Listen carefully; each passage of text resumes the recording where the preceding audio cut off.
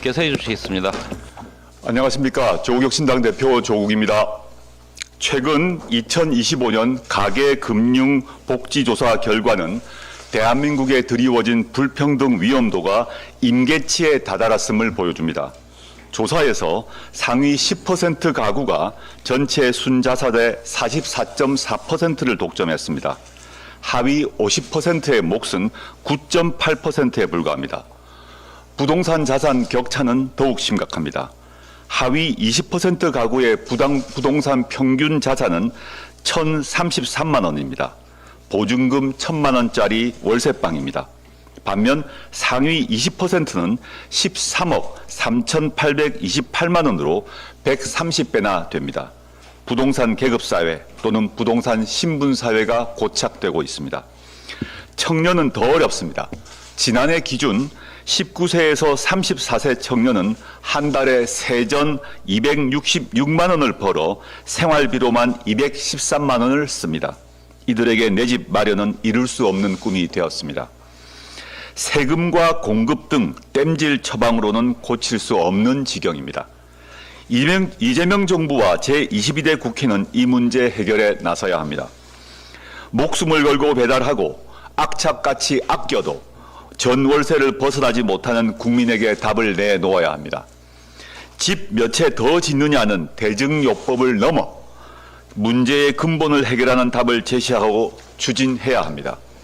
첫째, 사는 곳이 계급이 되어서는 안 됩니다. 부동산 하층 계급이 된 서민과 청년은 일터와 인프라가 집중된 도심에서 밀려나 외곽을 전전합니다.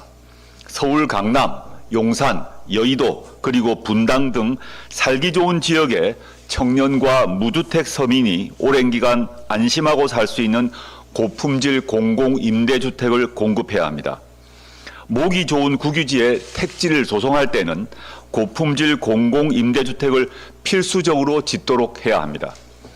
둘째, 공공이 조성한 토지이익은 공공의 이익을 위해 사용되어야 합니다. 공공이 수용해 만든 택지를 민간 건설사에 그냥 매각해서는 안 됩니다. 이는 결과적으로 분양 수익을 민간이 독점하는 구조가 됩니다. 악순환을 끊기 위해 토지주택은행 도입을 검토해야 합니다. 공공이 토지를 민간에 팔지 않고 비축 보유한 채 그 위에 지어진 건물만 분양하거나 장기 임대하는 방식으로 주거비 거품을 근본적으로 줄여야 합니다. 셋째, 토지주택 공기업의 공공성을 회복해야 합니다. 한국토지주택공사는 물론 서울주택토지개발공사, 경기주택토지공사, 부산도시공사 등 지자체 공기업이 문제입니다. 이들은 지금 공공성보다 수익성을 우선하고 있습니다. 국가로부터 토지수용권 등 권한을 위임받은 토지주택공사는 건설업계 물량을 떠안는 매입 임대에 치부쳐 있습니다. 지자체 산하 공기업도 마찬가지입니다. 저렴하고 질 좋은 공공주택 직접 건설량을 확대하도록 공급 방식을 대전환해야 합니다. 여러 번 강조했지만 다시 역설합니다. 토지 공개념을 되살리고 현실 정책으로 구현해야 합니다. 부동산 개발 이익과 불로소득을 적극 환수해야 합니다. 이를 재원으로 국가의 도움, 공공 서비스가 필요한 국민에게 적절하게 배분해야 합니다. 조국혁신당은 조만간 토지공개념 3법 재추진 기획단을 꾸릴 것입니다. 실현 가능하고 국민 수용성이 높은 방안을 제시할 것입니다. 청년과 서민을 가두는 고통의 부동산 벽을 반드시 깨부숴야 합니다. 조국혁신당이 가장 먼저 망치를 열겠습니다. 감사합니다. 예, 주거 문제에 대한 조국 대표님의 말씀이 있으셨습니다. 다음은 서왕진 원내대표님의 말씀이 있으시겠습니다. 원내대표 서왕진입니다. 지난 9일 정기국회의 마지막 날은 국민의힘 나경원 의원의 기획난동으로 막을 내렸습니다. 가맹사업법 개정안에 대한 문제 제기를 한다며 필리버스터를 신청하고 정작 개정안에는 찬성한다면서 하등 상관없는 주제로 본회의장 연단을 오염시켰습니다. 가맹사업법과 대장동 항소 포기가 도대체 무슨 상관입니까? 애당초 필리버스터 제도를 악용하려고 작심한 의원이 마이크를 잡은 것이 문제인데 국회법에 따라 회의 질서 유지를 위해 마이크를 끈 것을 걸고 넘어집니다. 본회의장에서 소음 공해가 차단당하자 국민의힘은 본관 정문 앞으로 나가 천막을 쳤습니다. 국민의 귀를 어지럽히는 것도 모자라 국민의 눈을 어지럽히겠다는 것입니다.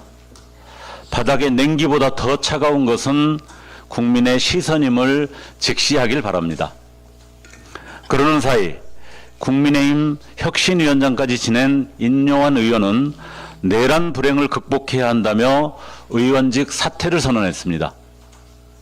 계엄 사과를 거부하고 윤 어게인 추종자들이 판을 치는 가망 없는 난파선에서 견디기 어려운 한 의원의 인간적 고뇌이거나 혹은 다급한 탈출 행렬의 시작일 것입니다. 그뿐입니까? 국민의힘 내부에서는 가족을 가족이라 말하지 못하는 전 당대표와 당원의 신상까지 들춰내고 마는 현 당대표의 눈물겨운 생존 싸움이 벌어지고 있습니다. 고작 하루 이틀 사이 국민의힘 안팎의 아비 교환은 스스로 지은 죄의 무게를 감당하지 못해 무너져 내리는 내란 부역자들의 비참한 자멸쇼입니다. 오늘은 12월 임시국회의 첫날입니다.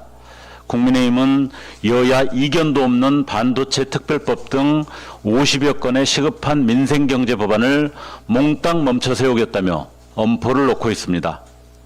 찬성하지만 막아내겠다는 어이없는 궤변으로 대한민국 경제의 심장까지 멈추겠다는 것입니다. 죄 많은 자들의 몸부림이 국민 밥그릇을 걷어차고 있습니다. 민생 인질극을 당장 멈추십시오. 그렇지 않으면 저 밖에 쳐놓은 천막은 곧 국민의힘 스스로의 정치적 무덤이 될 것입니다. 이상입니다.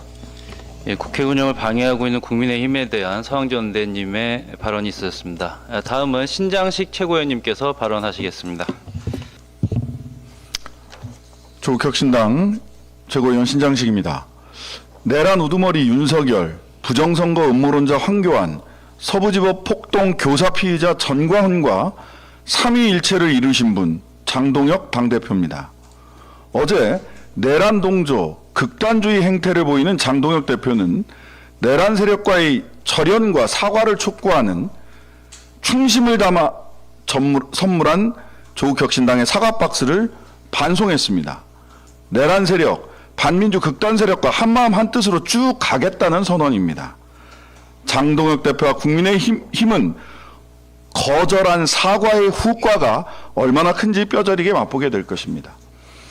그리고 장동혁 전 판사님, 함께 밥도 먹고 술도 먹던 판사 출신 변호사 두 사람이 얼마 전 구속된 건설업자를 보석으로 풀어주겠다고 하고 1억 2천만 원을 받은 사건에서 그 변호사들이 유죄 확정 판결을 받은 것 잘 아시죠?